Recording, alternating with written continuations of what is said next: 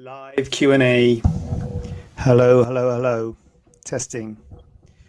Here. It's 7 o'clock and it's the time of the evening to do the Facebook Live Q&A with yours truly, JJ Stiano, consultant plastic surgeon. And this thing happens every Tuesday at 7 p.m. on Facebook Live. And if you want to know what to do, then all you have to do is comment and share. Yeah. Right. Hi, Jade. Nice to see you. Here we go. I've got some preordained questions that we've had recently, which I'm going to go through. If you've got any questions, by all means, ask them, and I will answer them if I can. I'll give it my best shot. Right, this one here says, I'm interested to know what the free breast implant check-up would include, i.e. is it just an external examination or would some form of scan be carried out also? My concern is that an external examination would not potentially reveal the complete health of the implants. I'm not sure where did this question come? I think it came in by email, this question. So I'm not sure what the free breast implant check is. We do see everybody every year or offer an annual check to everybody, really, not just breast, to every patient once they've been discharged. Well, actually, we don't discharge them. That's the point. We just keep an eye on them for and I always say, look, whether or not they come for that routine follow-up appointment, they can always come back to the clinic if there's a problem. And I guess the sort of more common people to take us up on that is the breast implant people, because people do worry about breast implants and sort of long-term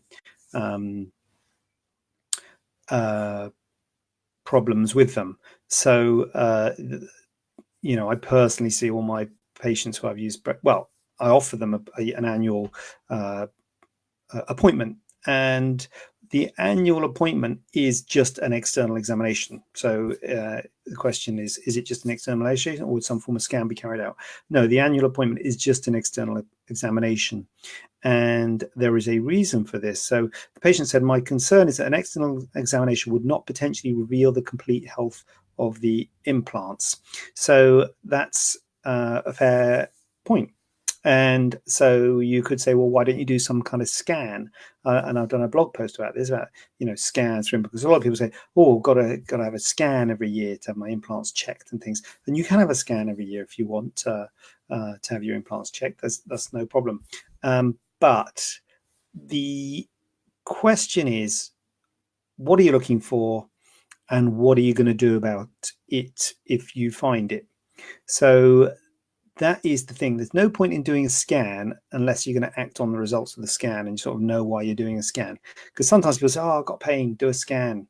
Got tummy pain, do a scan. You can't just do scans. Don't diagnose things. Scans don't. You don't get a scan and it says, boom, this is the diagnosis. All scans are basically they're shadows.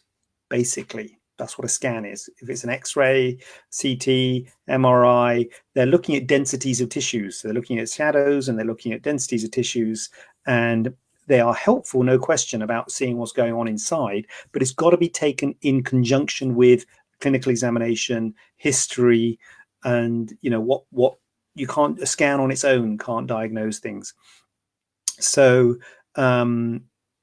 in terms of the breast implants, you're going to think, why are you doing a scan? Right. So the problems with breast implants you're going to get are the common things really are rupture and capsular contracture. Now, capsular contracture, a scan's not going to help. Capsular contracture is a clinical diagnosis. So capsular contracture is diagnosed by whether you can see the implants, whether you can feel the implants, and whether they're uncomfortable. That's the sort of stages of capsular contracture. Stage 1 capsular contracture means you can't see or feel them. So basically everybody has got stage 1 capsular contracture, or at least it's got stage 1 capsule. I suppose you wouldn't call it capsular contracture. Then Stage 2 capsular contracture means you can feel the implant, they feel a bit hard. Stage 3, you can see them, they look quite rounded. And stage 4, they get painful or uncomfortable. So that's a clinical diagnosis. A scan's not going to diagnose capsular contracture. The other problem with implants is rupture.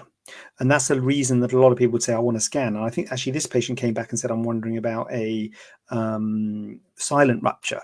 And a silent rupture means that you don't know it's ruptured. So sometimes we do a scan, and incidentally, so if you have a breast lump or breast pain, they say, oh, I'm going to scan your breast. And they say, good news, the breast lump's fine, but actually your implants are ruptured. That's a silent rupture. So you didn't know anything happened and like, what, my implants ruptured? So that's a silent. So people worry about this. They say, I want to get a scan to check my implants are okay. And that's fine. And you can do that if you want. And we can organize that if you want. But the other thing you've got to realize with scans are two things. First thing, no scans are 100%. So they're pretty good. There's no question about it, but they're not 100%. What I mean by that is you can get false positives and false negatives. So what that means is sometimes the scan can say it's ruptured and it's not, false positive, or sometimes it can say it's not and it is, false negative. And I've had both. I've had patients who the scan said, oh, implants are ruptured. You go to take them out and they're not ruptured at all. They're absolutely fine. Similarly, I've had scans that have said, what was the first one? Did I say they've ruptured? So I've also had scans that said they're not ruptured. Scans said they're fine, and then you go in and they're ruptured. So basically, you're going to have them both. So they're not 100%. I mean, they're 90 odd percent. They're pretty good. You've got ultrasound and an MRI, and ultrasound's a bit more accurate than an MRI, but they're both pretty good. So I'm not saying they're useless, but if they do show or suggest, they always say suggest, suggestive of a rupture, it's not 100%. So that's the first thing. So if you're doing it, if you are fine and they look fine and they feel fine and you're happy and you're comfortable and you've got no problems, and you do a scan and the scan says it's suggestive of rupture, then you can be in a bit of a quandary then, because you think, oh, should I have them removed? Because if you have them removed, risks, scar, if you get an infection, you have to remove them, might not be sitting right. What do you do about the size? Do you use the same? So there's all potential risks of doing surgery. Do you want to take on those risks? Because what's the benefit? The benefit, okay, I don't want those ruptured implants in there. But as I say, you'd have to be prepared to say, look, I can't 100% guarantee they're ruptured, although the scan has suggested it. So that can be quandary filled. The second problem is, or the second issue is the sort of type of rupture that you can get. There's two types of rupture. There's intracapsular and extracapsular rupture. An extracapsular rupture means the implant ruptures and the capsule ruptures, the sort of the scar tissue around it. That's what the capsule is. And that's significant trauma, road traffic accident, seatbelt, boom, whole thing. The breast is misshapen. The breast looks weird. You get, it's obvious you're going to need something done because it's just, boom, that's really bad. So that's an extracapsular rupture. The other type, the intracapsular rupture, which is more where you get your silent ruptures, just a bit of the implant gets, a bit of the shell is a bit like that, and it just rubs slowly, and then the shell fails. That's a silent rupture. No symptoms. The breast keeps its shape because the rupture is held within the capsule. The shape looks normal. Particularly for modern day implants, they're cohesive gel these days, which means the gel doesn't leak liquid silicone. So often they keep their shape. The implant keeps its shape. What are you going to do about that? Do you need to have that changed? I say you can have it changed. Once you know it's ruptured, you're like, oh, I want to have it changed. But how much benefit are you going to get? Now, you might say, I'm going to get peace of mind because I don't want a ruptured implant in there. But it's like, So basically, is it worth doing a scan every year? Because you've got to be careful what you look for, basically, because you might find stuff and think, God, I wish I hadn't found that because I'm actually fine. So that is why, for me, and this is my personal thing, and I know some people will do, annual scans, but for me, it's a clinical examination. And if you're fine, if they look fine, if they feel fine, no problem at all. If there's problems, if there's a lump, if there's a swelling, if there's an issue, then you can do a scan. And then the scan is looking at that lump and swelling and seeing if there's a problem with the implant. So there's no question you need a scan if you've got a problem. But this is sort of more for a routine check. Personally, I don't recommend scans, but that's not to say you shouldn't have one. But if you are going to have one, you've got to think, what am I going to do if I, based on the result. So I hope that's helpful. But that's my view, personal. But I need a disclaimer, don't I? Disclaimer. That's my view on scans. So I need to put this as a disclaimer. Personal view. Let's do it as a crawler. Personal view. Personal view, people. You know, I'm not if people do scans all the time, doesn't mean they're wrong. You know, as long as you're happy, as long as you, it's like I say about this, most important decision is choosing a surgeon. You get on with the surgeon. The surgeon seems reasonable, has done good surgery to you, and is recommending routine yearly scans. That's not, I wouldn't say that's bad practice. It's, you know, it's done out there. So I don't do it. I just do it if people are symptomatic. But as I say, you've got to think about what you're going to do based on the result. Because I've been in, the only reason I'm saying it is because I've been in the situation. You know, you do a scan, the scan suggestive of a rupture. The patient says, "Do I need to have it changed?" You're like, "Well, you don't need to. It might not even be ruptured, and even if it is, it's obviously held the shape, and you feel fine, and you look fine, and there's no symptoms." You could leave it, and you say, "Okay, I'm going to leave it." You think, "Well, why did I do the scan then? Why did I do the scan in the first place?" You know, because it said the scan said I'm leaving it. So that's why I'm saying this, because I've been there, and so you think, flipping heck, next time I'm going to have we're going to think more carefully about whether we do scans. That's what happens in my mind. That's what's going on in my head. This is a follow-up, and I can see Debbie straight in with a question, which looks like a long one, but it's not that long, but I'll have a look at it. But can I just do this follow-up, and then I'll do your question, Debbie? I haven't got many questions of my own, actually, so any input will be gratefully received. If a scan is not included in the free checkup, what is the best way of getting this done? So yes, well, if you've got a problem, if you've got a lump or a problem, particularly if your lump is with the breast. So if you have got a lump, it's a different question, and you've got breast implants, the thing is to always come back and see us, or see a surgeon, I would say, or see someone, whether it be a GP or a surgeon. If you've got breast implants in, the GP might say, "Oh, you've got breast implants in, you better go and see a plastic surgeon." And certainly we're happy to see you if you've got breast implants in, because sometimes we can say, "Look, that lump is the implant," if it feels like the implant. But sometimes it's actually the breast tissue. So if it's breast tissue, then we would normally refer you back to GP, and you could perhaps get seen by a breast surgeon. Going into a tangent here because there are different types of surgeons, but anyway, and then you would get that scan on the NHS because they would be worried about a breast lump rather than it being your implant.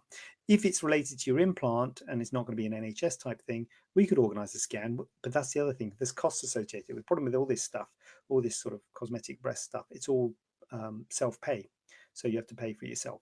So yes, we can easily organise it. We organise it at the hospital easily. Also, MRIs, ultrasounds, anything. We can organise any scan, but there's costs associated with it. So that's why, again, you've got to think about why you're doing it, especially if you're going to be doing it every year.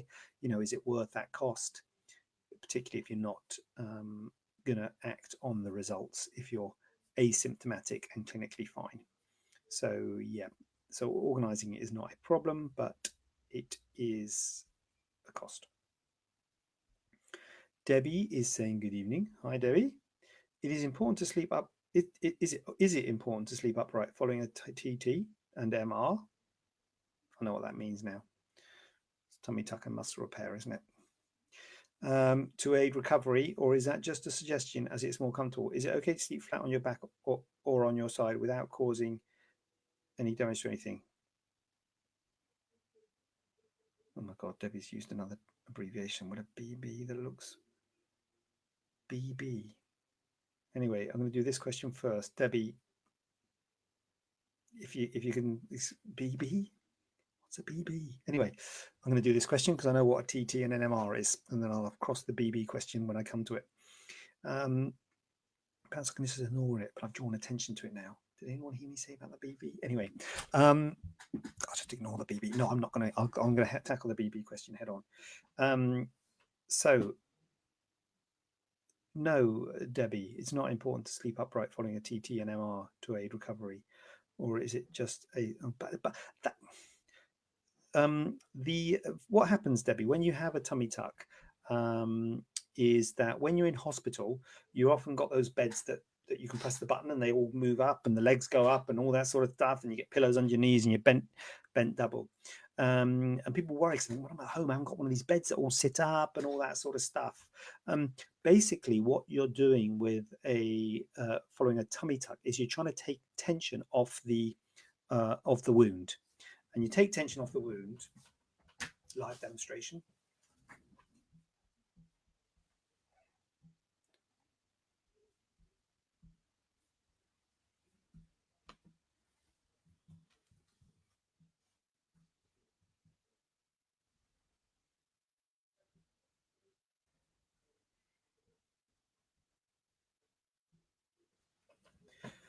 Live demo.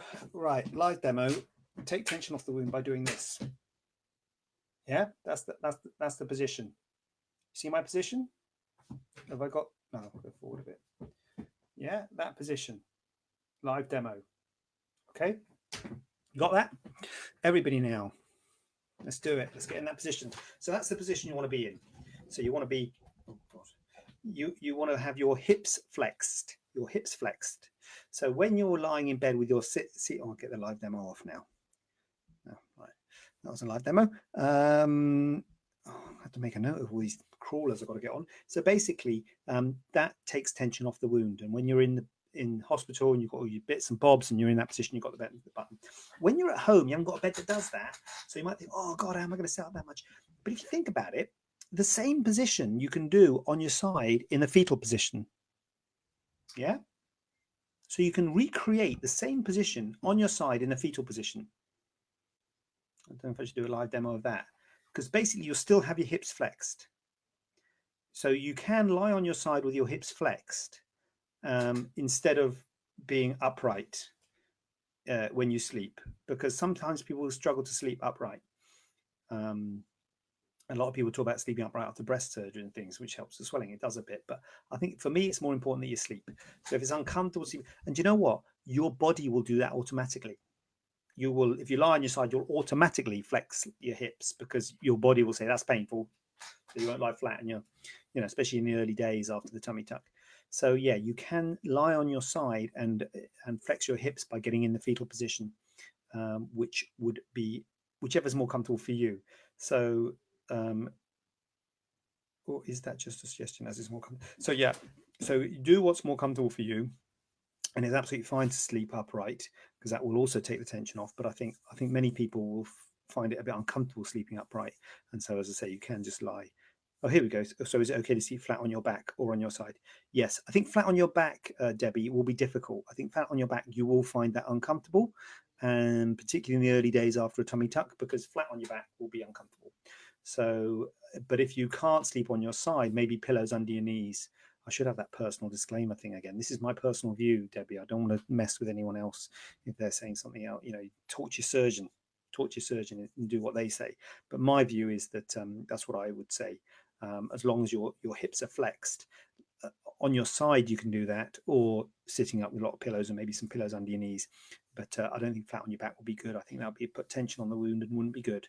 So I think you might cause damage to stuff if you went flat on your back. But your body would tell you that. You don't have to tell. I don't have to tell you that. You would lie flat on your back. You think, flipping it, I'm not doing that, and you'd be up on your side quick as you like. So, BB, thank you. Debbie and Holly have both clarified that a BB is a belly button. So, Holly, how did you know that? Is a BB a BB? I'm sorry, people. BB is not an approved abbreviation. I don't know what's going on with these abbreviations these days. UCO. CG or something. I don't know if you watch, Line of Duty. I mean, UCO, I've got that, undercover officer. CCG or whatever, I don't know what that is. And yet we've got the CCG. They don't explain it. Anyway, BB is a belly button. Will a belly button that looks vertical eventually change to a round shape? Probably, yeah. Probably. So again, talk to your surgeon. I mean, round is the problem. Sometimes people make belly buttons in different ways. There's a whole world out there of belly button ways of making belly buttons, believe it or not. I've written a paper on it. Oh yeah, you heard me right. I've written a paper on how to make the belly button after a tummy tuck. So so I am a bit of an expert, I think you could safely say, published on that one. And sometimes people, so there's a way of people's idea of what an aesthetic belly button is, and sometimes people think a vertical slit is aesthetically pleasing as opposed to a horizontal orientated belly button. So sometimes people feel that a vertically orientated belly button is an aesthetically pleasing thing. But in terms of sort of surface area to volume ratio, that's probably the wrong thing to say, isn't it? But basically things go into a circle. Things, when they contract, will often go into a circle.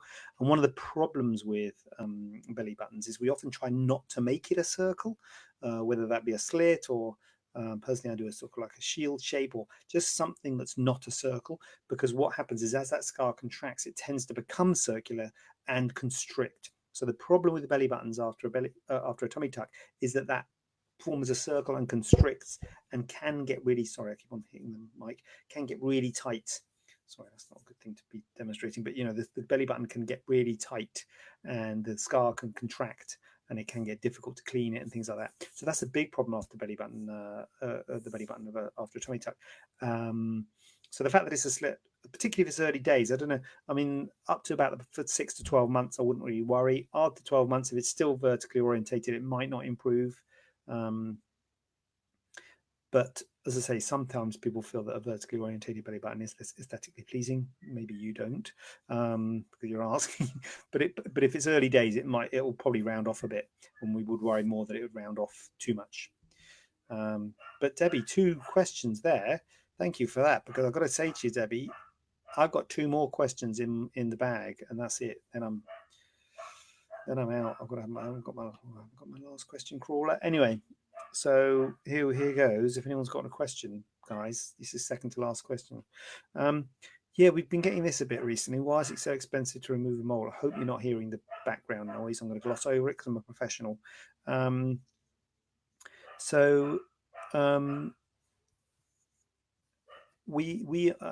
what I've just done a video on this afternoon.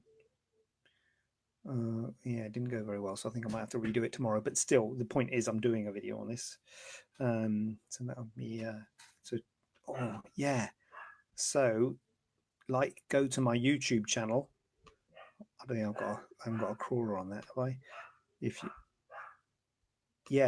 I've got this one, haven't I? But it's not a day. I keep on saying this. It's not a daily vlog. Anyway, so I've done a video on it. So please go to my YouTube channel, the Stayano Clinic. It's not there yet. It'll be there probably next week or later on this week. Anyway, so we've been getting a bit of people saying, "Blue neck, how's expensive? How much is that?" So, and what I normally say is that I've built the clinic on a place which is trying to give the best service and fully trained plastic surgeons, highly trained professionals, and everything I do is trying to give more value. Better service, looking after people, following up on people, making sure everything's okay, fixing things if they're not. That is what I'm pumping into the clinic and trying to do really well. And I am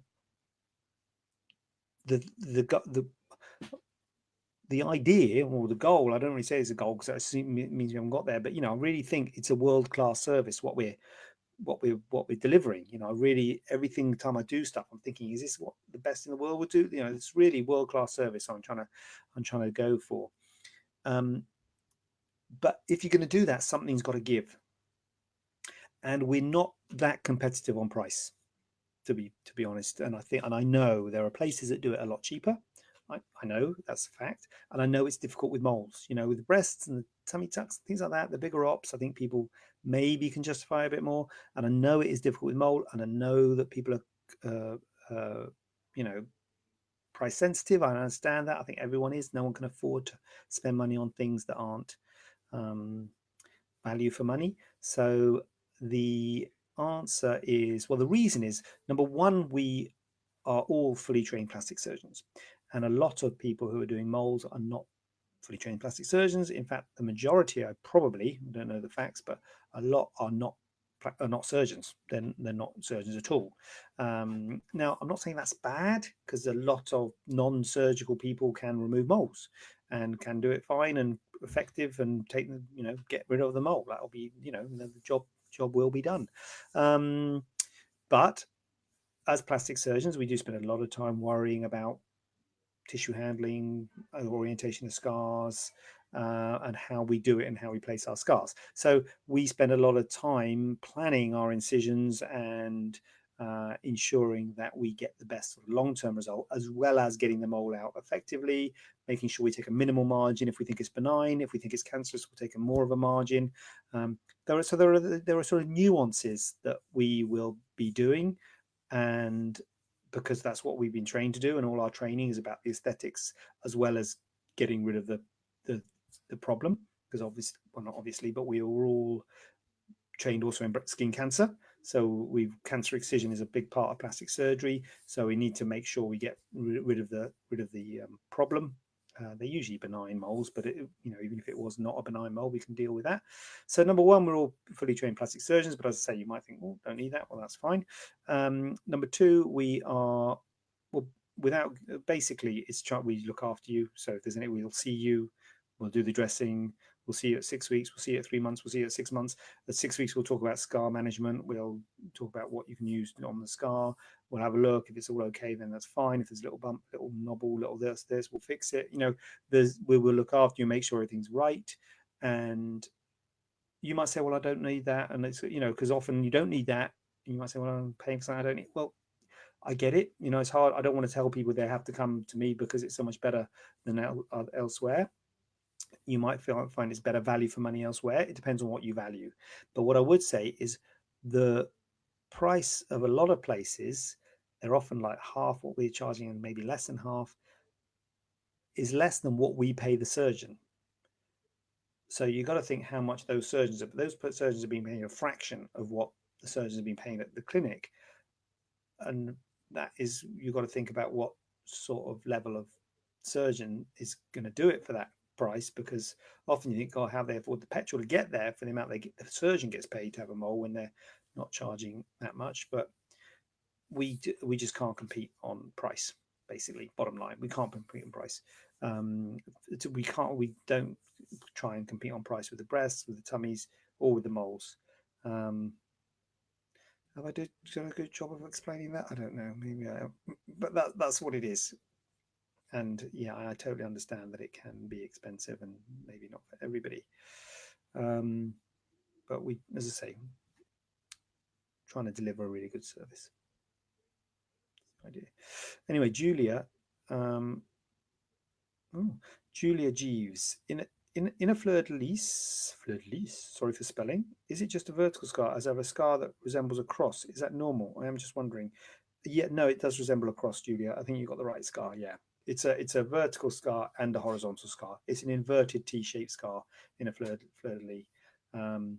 It's sort of like the fleur-de-lis is, the warriors in the medieval times on the shield. They had that 3-leaf thing. So that's what you excise, sort of 3-leafing. And then when you close it, it goes. So you get your normal tummy tuck scar in your normal place, but then you get a vertical scar going straight down as well as your normal tummy tuck scar. So I think you're all right, Julia. Panic not. You haven't got too many scars. I think you're all right. Debbie, back in. No, there's no putting you down, Debbie. Straight in. I've heard that training with earplugs can improve the shape. What would you suggest? Love it. Earplugs. Yeah, I'm not sure if earplugs. I think we're back on the BB there with Debbie. Just for those of you late to us, Debbie's talking about the BB, which I'm sure all you out there know what a BB is. But for those who don't know, it's a belly button, apparently. Yeah. Do you know what I've seen patients do is, like makeup brushes, the back of makeup brushes, just something to sort of, can improve the shape of the belly. It might improve the shape, Debbie, because Debbie was asking about vertically orientated. The main problem with belly buttons is that they constrict. So certainly when they constrict, getting your finger in, if you can, massaging, because the scar is often quite tight, massaging with the finger. Earplugs, I'm not sure if I think earplugs will be a bit too sort of conformable or malleable. But certainly the back end of a makeup brush, getting in there, getting a bit of pressure on there, definitely. That will help with a constricting scar. Whether it will help with a vertically orientated one going round, maybe, Debbie, I think I would say. Yeah, maybe, but certainly that I usually tell people to use that if it's scars constricting and firm. Oh my God, Sharon is belly button phobic. So when I eventually have my TT, I don't care if they leave my old one in there. Your old one will be there, Sharon, but it'll then pop out, and then there'll be a new bit of skin around it. So your old belly button is still, you retain the original belly button, but yeah, just pops out. We need to video a tummy tuck just so to show you what happens. Well, maybe not for you if you're belly button phobic, but Debbie's crying. What do you suggest for TT scar to reduce viability, and when would you start using visibility? I think that is viability. Oof. Yeah, no, not it's not about viability, but visibility. I suggest the main thing. Well, the main thing is time, but normally about 6 weeks we would suggest massage. And to be honest with you, it's mainly if you've got something that you moisturize with or some good cream and things like that, then I would go with that. Nivea, E45, aloe vera, um, uh, vitamin E, whatever. For me, it's more the massage than the stuff that you use. If you have got a problem scar, if you've got a hypertrophic scar, if it's red and raised, you can use things like silicone. We sell silicone at the clinic, silicone, and we got one with little ball bearings, which is good, which sort of gives a bit of pressure as well. And if it's a real problem, if it's very raised, you can use silicone sheets or silicone gel, but that's really for red raised scars. Most normal scars, which are a bit firm and are just a little bit red, just normal massage is good. Avoid the sun on it while it is red and not obvious, which is the first 3 to 6 months. But yeah, after 6 weeks, start massaging it, maybe day and night. It's difficult because of the area. And yeah, and it can take 6, 12, maybe even 18 months for them to, sometimes it can take a while to settle and fade. Julia, thank you. I wasn't sure. My cross part is under my breast, not on the TT scar. What? Oh my God. Hear that? My cross part is under my breast. So that's a reverse abdominoplasty, Julia. So you've on the so you've had a tummy tuck. Oh, you're a complicated one, Julia. I'm guessing you've had a tummy tuck, have you? And then you've had a fleur de lis, but you've had is that a reverse fleur de lis? I've never heard of a reverse fleur de lis, but maybe you had a reverse fleur de lis. Whew. So you've got like an eye. You've got an eye-shaped scar. You've got underneath your breast, straight down, and tummy tuck. Do they all join? Have you got an eye? Right. Well, you must have lost a lot of weight, Julia. So that's unusual. Yes, I know I have revision. Okay. Yeah. Well, whatever. I mean, when you get into revisions, you have to take out the skin where the skin is. And when you take out the skin, you give scars. So certainly that vertical scar is good at, narrowing the waist. So yeah, Julia, you've got an unusual scarring there, but certainly not outside of the realms. You've obviously had a tummy tuck or a fleur de lis tummy tuck and reverse abdominoplasty as well. But yeah, well, 8 stone. Good on you, Julia. Good on you. Well done. You feel like a new woman. We all know it's a BB. You need to join some surgery forums in Facebook. Okay. All right then. Fine. Is that where it's going on? The surgery forums in Facebook? Yeah, I was wasting my time in medical school and all that place. They never told me about the BB in medical school. Yeah, okay. I'll have to get onto some surgery forums and learn about the abbreviations. No, what, Sharon? What was Sharon? Was Sharon the sick person on the belly button? Yeah. Julia, yes, we've done that. We can teach you some medical terminology abbreviations. I do need that clearly. To be fair, guys, I don't think you are using the proper terminology. I think I'm using the proper terminology and you're just making them up for your own means. BB, I'm sorry, that's not acceptable. That's just, you're just making these things up. You can't just make them up. BB, but umbo, right? That's what we would call it. Umbo, UMBO, umbilicus. Yeah, not BB. No one calls it BB. Well, not except you lot. I don't know if you all got together. Julia, thanks very much for your answers. I really appreciate it. I don't know if I've answered you very well, Julia, but thanks for thanking me. That's great. It sure is. You could have saved some money. What, by going on the forums? Yeah. BB. Yeah, no, I accept BB is good. BB is good. now I know, BB, MR. I don't think MR is acceptable abbreviation, to be honest with you. But I can get it. Oh, that's good. Well, listen, Steph, I'm on right now. I've got to tell you, this is sorry, I thought I had typed these in. This is the last. Oh gosh, I spelled it wrong. The last question, guys. I'm doing a crawler. Last question. All in fair warn, okay? Last question, and then I'm going to have a lie down because I think I need it after all this BB and God knows what. Right. This is the last question. This is a patient. I will answer you if I hope you're there, because I know you've just sent me an email just now. And I just said, look, if you can get on Facebook. So if you can't get on Facebook, we'll send you the replay. But if you can, hi, here's your question. So this patient, there's several tattoos, and I've said several sessions for, there's 3 tattoos. 2 of them will need, I think I said 3 sessions, and 1 of them would need possibly 1 session. And they said this one is the main one, and they're not worried, they want to get it all out in one go, and they live far away and they don't want to come all the way and find out that we can't remove it in 1 session. So can I tell them whether I can remove it in 1 session if they send me videos and photos and things like that? If they can they do more for me to tell them? And the answer is no, you can't do more. We can do Skype consultations. You can pick, because she's saying I can pinch it. It's up here. I can pinch it and it pinches well and all that. And the reason we can't do more, number one, it is I do enjoy answering questions. You probably noticed that, and I do like answering questions. And I'll do my best to ask questions. But you cannot guarantee. You cannot not guarantee. What's the word? Beat. Another word for beat. You cannot. Well, I'm just going to use beat. You cannot beat an in-person consultation. So you can't beat an in-person consultation. Maybe beat is the word. Maybe there is no word.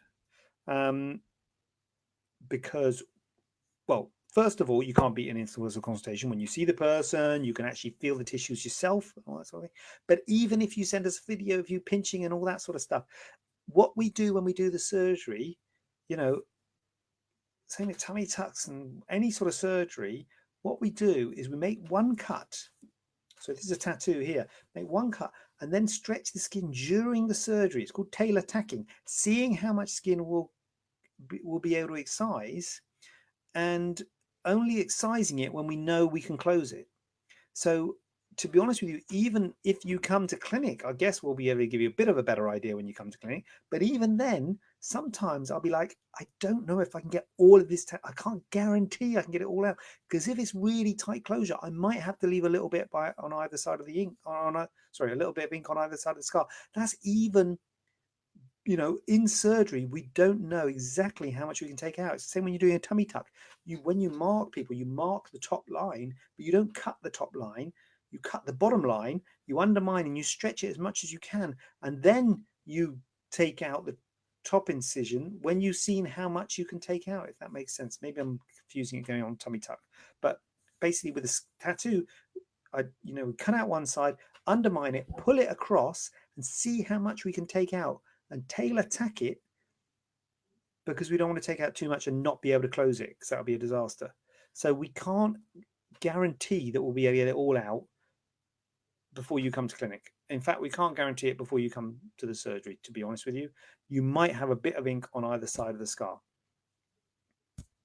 So it's a tricky one. And I'm sorry if you live far, it's tricky. You might not, and the best is to say, look, you might still be, now you might be okay with that because it'll be a scar with a bit of ink on either side. It won't be recognizable as the tattoo. It'll just have a bit of ink on either side. But don't want you to be cheesed off if that happens. So I'm telling you now, you might have a bit of ink on either side of the scar. And if that's going to cheese you off, don't have it done, because it might need 2 goes. It's really hard to say it won't need 2 goes, because the worst thing we do is we either can't close it, or we close it really tight and then it opens up, and then so we will do our best to get the most out, but we can't guarantee it without seeing you in person. So, so the idea, yes, you can get an idea of whether your tattoo can be removed without coming to the clinic by sending us a photo. But as I say, this particular patient has sent us photos, and I've said, look, I think it might come out in one go, but possibly two, and I can't really go, I can't really go more on that without actually not only seeing you, but actually, as I say, often doing it. We try and make it as tight as we possibly can without making it too tight that risks opening up. Cheryl, just when I thought everything had gone quiet, Cheryl is straight in with a question. So, Cheryl, gold star, well done, thank you. What's the approximate healing time on having breast uplift in brackets time off work? Breast uplift, big job, Cheryl. It's a big job. A lot of scarring, back into that tease, back in, you like the tummy tuck. Anytime there's a T, anytime there's a junction, so breast uplift, there's a scar around the nipple, scar down, so that's one junction. Yeah, and then there's another scar in the fold, so that's the second junction. Yeah, well, sometimes it's just that junction, sometimes it's just circumvertical scar or lollipop scar, they call it. So that's one junction. Sometimes it's that, but often there's one in the fold as well, like an inverted T scar or anchor. So anytime the scars meet, there's a problem with healing at those bits. So sometimes you get problems with wound healing. So again, disclaimer. I haven't got my disclaimer. I've just typed that. But disclaimer: personal view, personal practice, totally different with other people. But this is just to give you an idea. You have a dressing on for a week in my practice, and then that dressing comes off after a week. During that week, you will not feel like going to work. You'll feel tight. You'll feel weird. You have to be careful with washing. You have to sort of sit in a bath to wash and stuff like that, and it will feel a bit odd. We take the dressings off after a week, and it looks weird. Always try and warn people it looks a bit weird. Oh my god, what's going on? Looks strange. There's often a little bit of spot of blood here and there. So we normally give you a bit of gauze to wear in your bra after that week. The second week you'll be feeling better. You'll be pottering around. You'll be doing the computer. You'll be, pottering around the house. Wouldn't say that you'd be really be that much up for going to work and things like up for going to work and things like that. You might want to take it easy at home for the second week. After the second week, so into the third week now, you'd probably be okay to drive short distances, stuff like that. If you work and if it's not too difficult and if it's not too strenuous and you're certainly not lifting and things like that, then after the second week, you'll probably be okay to go back to work after 2 weeks, I would have thought. So 2 weeks, I would say, was average for going back to work, but you'll still feel tight, you still feel weird. You might have a little scab down at the T-junction because sometimes it doesn't heal as well as we'd like, so you might have a little dressing on there. So you're not going to feel great, but you should be able to go to work after 2 weeks. And then taking it easy, nothing too heavy and things. After about 3 weeks, you'll be feeling better.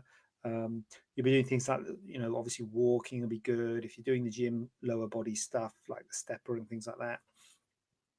Not too much with your upper body. And then 4 to 6 weeks before you start going crazy on this bit.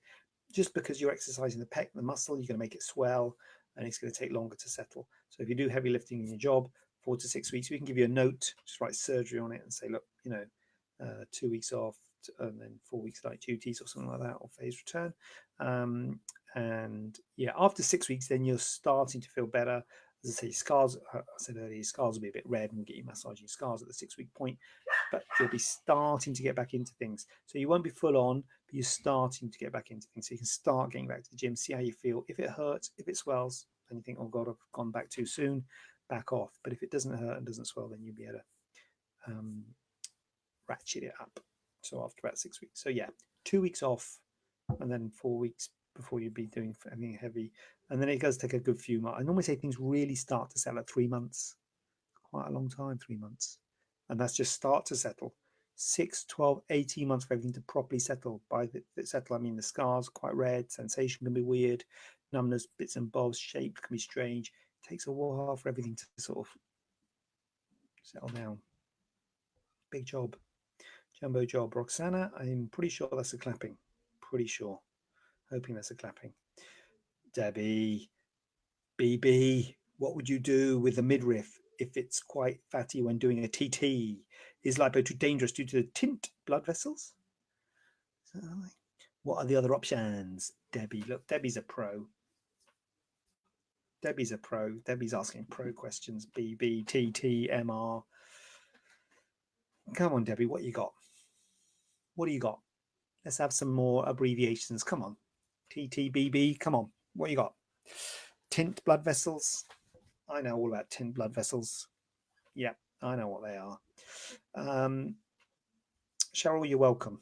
You're absolutely welcome. Thank you for asking the question. Yeah. So, what would you do with a midriff if it's quite fatty when doing a TT? Is lipo so lipo, is it tiny blood vessel? What's tint blood vessel? This supposed to be absolutely tiny. Is lipo too dangerous due to the tiny or tint? Well, I'll say tint anyway. Tint blood vessels. What are the other options? I again depends on the person. You can't beat. Was that the word I was looking for? You can't. There is a word. There is a word. Substitute.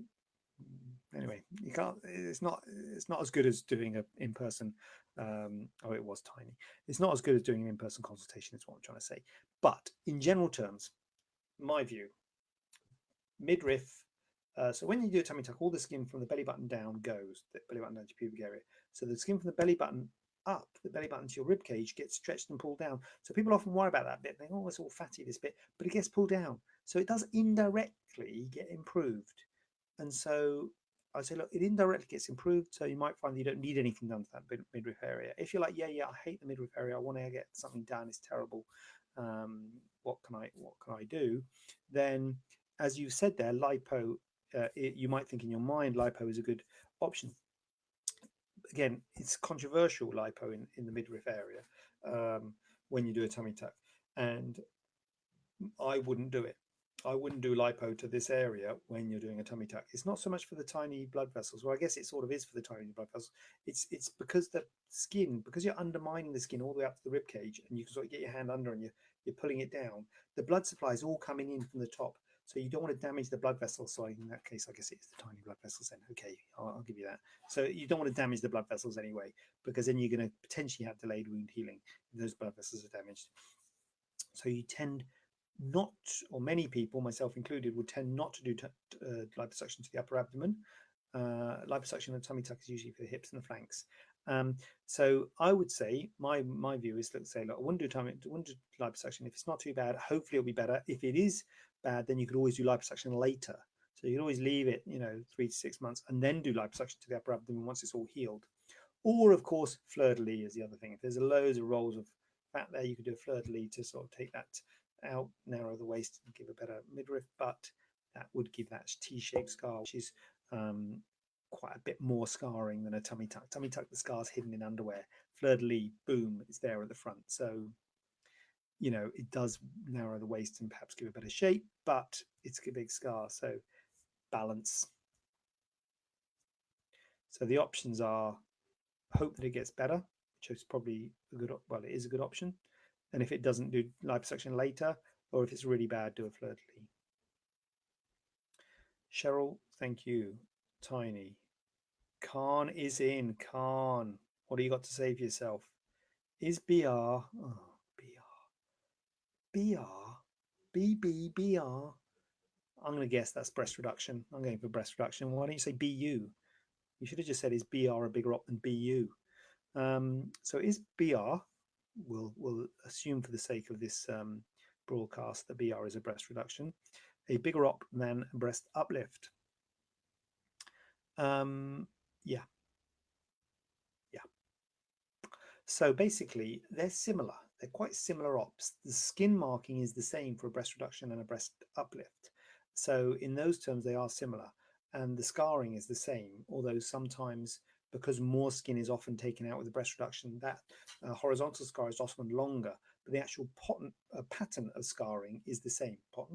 This pattern of scarring is the same for a breast reduction and a mastopexy or a breast lift.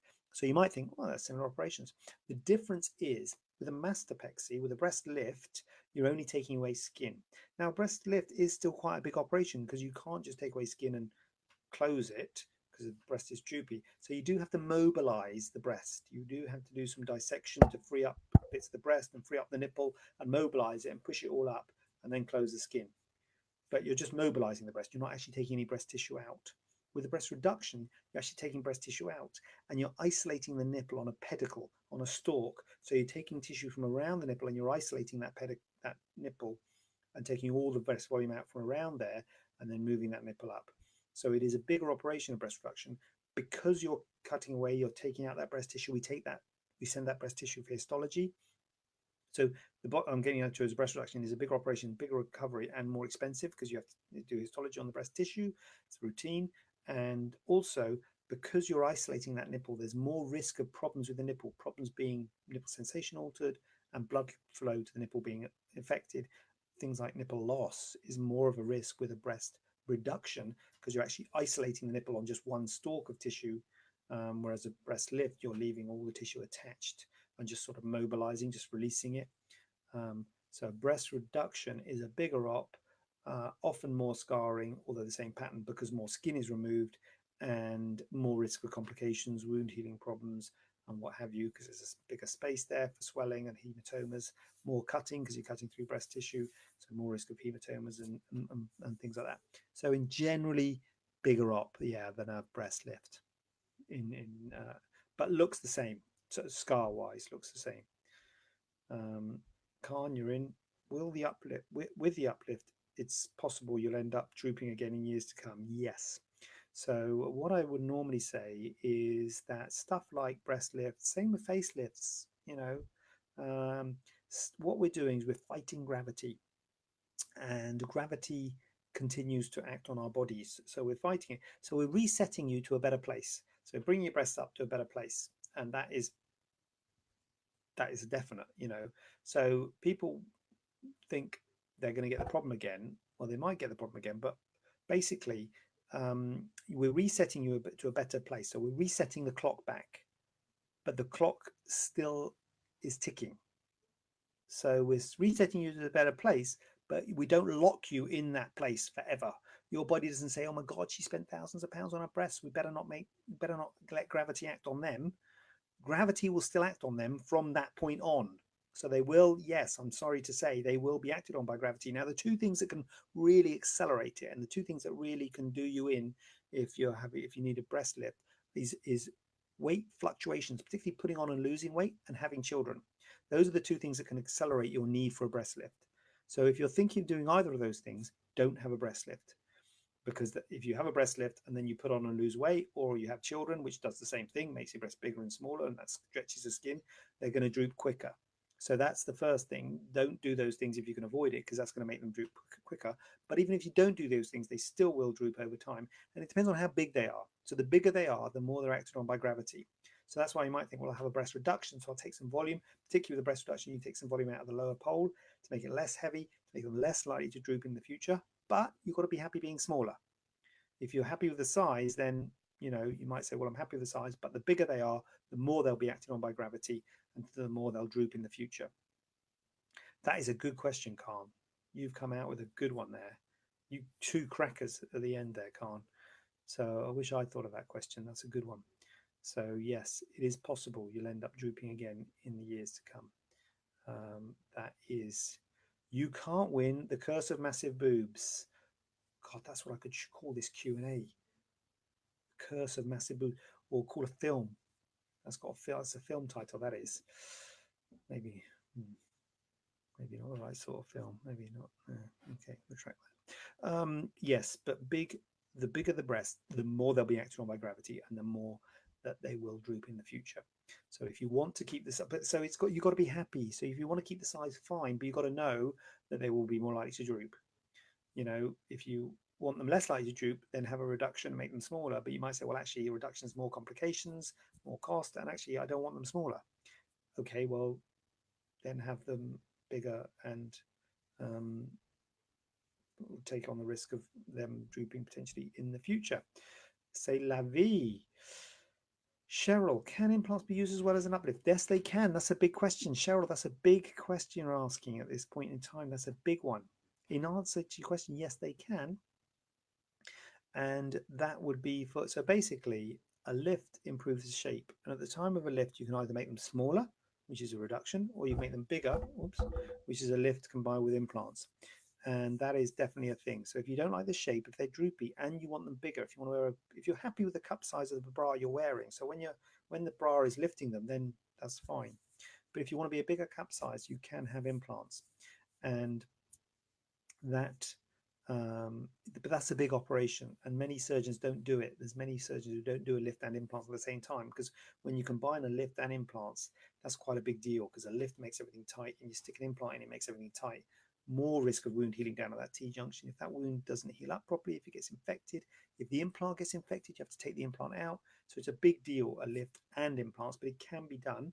The other benefit of implants, like Khan was saying, are they going to drop in years to come? Yes, they will drop in years to come. Implants don't really drop. Implants just sort of stay there. It's the breasts that drop. So implants do give sustained fullness in the upper pole. So when you do a lift, it often settles to a more sort of convex shape in the upper pole, sort of from the above the nipple. Sometimes people want a bit more fullness. They say, I want a lift. I'm having a lift because I want them fuller. But when you're dealing with your own tissues, gravity acts on them. So if you add an implant, that does give a more full look in the upper pole, but it does make the breast bigger, number one. So if you don't want the breast bigger, then I'd say, well, don't have implants. And number two, it does increase the risk for complications. So a lot of good surgeons will stage it and do one operation, like either the lift or the implants first, and then 3 to 6 months later, do the other one.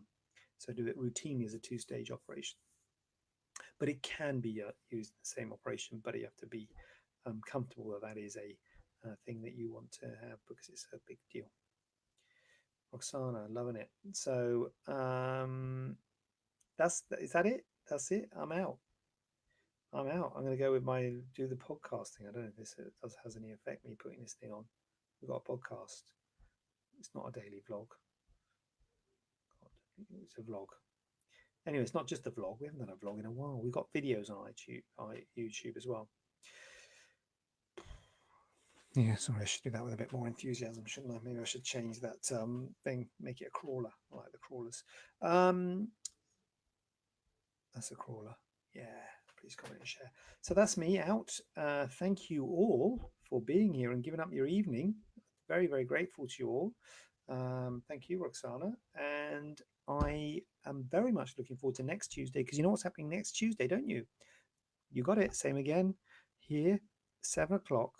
We are going to be doing a Facebook live Q&A. Have a great evening, Roxana. Thank you, Khan. Great bit of interaction. And if you've got any questions, email them in the meantime. But if you just don't have to email them, just come in and ask the question there and then. Amina, thank you. Thank you. Thank you, Julia. Thank you all. Thank you. Got a lot of thanks here. Thank you all for coming. And I will be here 7 o'clock next Tuesday, and I will be doing exactly the same thing again. So if you've got any questions, please ask away. And I'm very grateful to you all for your BBs, MRs, TTs, you name it. You know, I'm learning a lot here. So it's a two-way thing, give and take. We're both learning. So see you next Tuesday. See you, Roxana, and have a lovely evening. And I'm going to end the